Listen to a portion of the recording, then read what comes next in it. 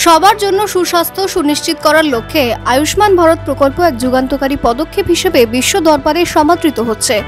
বিগত 6 বছরে আয়ুষ্মান ভারতের অন্তর্গত প্রধানমন্ত্রী জন আরোগ্য যোজনায় উপকৃত হয়েছে অসংখ্য দেশবাসী।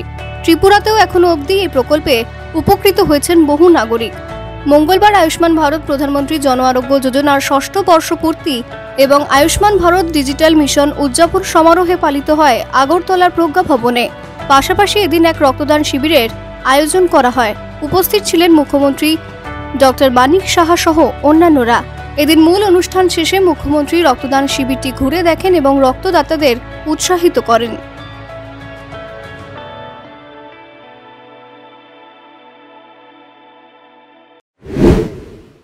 এবং রক্ত দিতে গিয়ে কিন্তু অনেক বেনিফিটও আছে।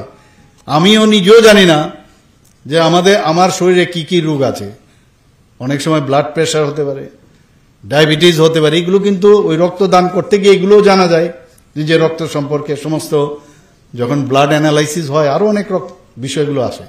আবার যখন কিছু কিছু ক্ষেত্রে আমরা কিন্তু সবাই ব্লাড আমরা দিতে পারি না।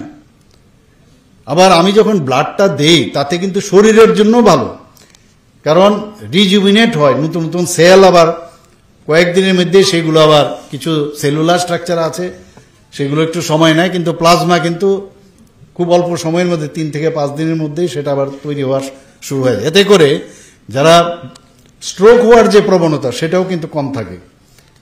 তো অনেকটা থিনারের কাজ করে ব্লাড, যেটা আমরা অনেক সময় যে থিন হওয়ার জন্য যেসব আমরা ড্রাগস আমরা নিয়ে থাকি সে তারও প্রয়োজন হয় না।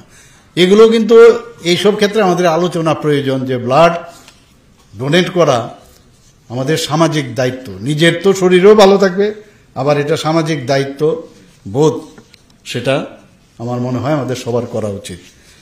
আমাদের শরীরে যে রক্ত, পুরুষের ক্ষেত্রে যে উদ্বৃত্ত রক্ত থাকে এক্সট্রা, পার কেজিতে 26 ml আমাদের এক্সট্রা রাখতে থাকে। ফিমেলদের ক্ষেত্রে 16 ml।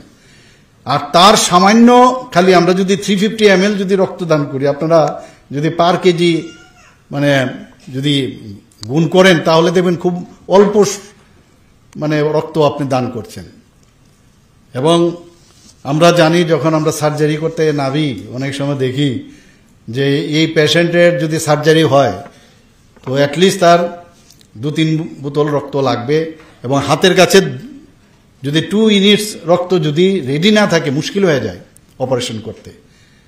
তো এগুলো আমরা নিজেরা আমরা জানি, এবং পেশেন্ট পার্টিকে যখন বলি যান আপনার এই যখন ব্লাড গ্রুপ, আমরা জানি যে ব্লাড গ্রুপ এ বি ও এবং এ বি ও, তো এই গ্রুপের আবার যদি আমরা পজিটিভ দেখি আবার নেগেটিভও আছে সবকটার, অর্থাৎ 8টা গ্রুপ আমাদের হিউম্যান বিংসে আছে।